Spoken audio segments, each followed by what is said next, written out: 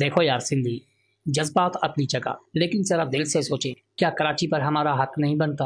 तो साबित कर, आऊं मञण लाइ तैयार आहियां। देखो यार, पाकिस्तान के लिए हमने अपना सब कुछ छोड़ा। जब पाकिस्तान में दाखिल हुए तो हमें कहा गया कि पाकिस्तान आगे है, और हमें इस तरह आगे करते करते कराची तक ले आए, जहां सिर्फ रेत उड़ रही थी और समंदर का खारा पानी था।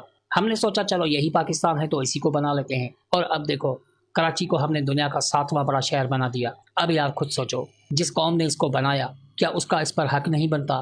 पहिरीं मूंखे इहो ॿुधाए त तव्हांखे कंहिं ॿुधायो आहे त जॾहिं अमीं कराची में दाख़िल थिया त हिते रुगो मिटी हुई? कराची जी तारीख़ जी ख़बर आहे अव्हांखे?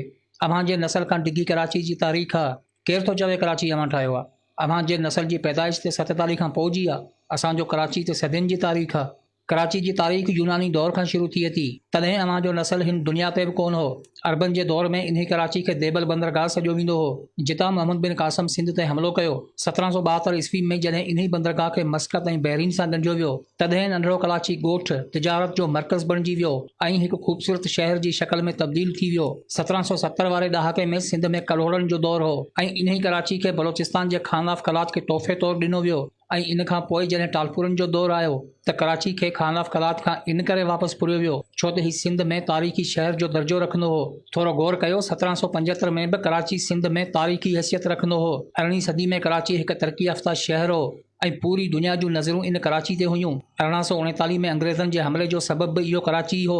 1880 वारे दौर में कराची खे दुनिया जे जदीद तरीन शहरनि में शुमार कयो वेंदो हो। इन्ही करे पाकिस्तान जी आज़ादी खां पोइ पाकिस्तान जो कैपिटल सिटी बि इन्ही शहर खे मुक़ररु कयो वियो। कंहिं अव्हां खे इहे ॻाल्हियूं ॿुधायूं आहिनि त कराची खे अव्हां ठाहियो आहे? हक़ीक़त हीअ आहे त अमीं हिंदुस्तान खां जॾहिं कराची में दाख़िल थिया त अव्हां वटि पाइण जा कपिड़ा बि न हुआ, न इल्मु हो, न ई हुनर हो। पोइ बि अहिड़ी फ़क़ीर क़ौम खे असां भलीकार कयो, कराची जहिड़े शहर में रहियो जिते अव्हां कपिड़ा पाइण सिखिया। पर चवंदा आहिनि त बेनसली क़ौम पंहिंजी औकात ज़रूरु ॾेखारींदी आहे। जॾहिं हिन शहर तव्हांखे पंहिंजे पेरनि ते बीहारियो त 80 वारे ॾहाके में अव्हां हिन शहर खे यरगमाल बणाए छॾियो। कोरंगी में पुल ऐं नॉर्थ नाज़िमाबाद में पार्क ठाराए चओ था कराची असां ठाहियो आहे। शर्म न अव्हां खे आहे ऐं न ई उन्हनि खे जेकी अव्हां खे इहे ॻाल्हियूं ॿुधाइनि था। 47 खां अॻु अव्हां जी का तारीख़ कोन्हे। पाकिस्तान खां पोइ अव्हां जी ऐजाद थी आहे। कराची खे जिन ठाहियो उहे सिंध लाइ अज़ीम माण्हू हुआ, नस्ली हुआ, गैरतमंद हुआ।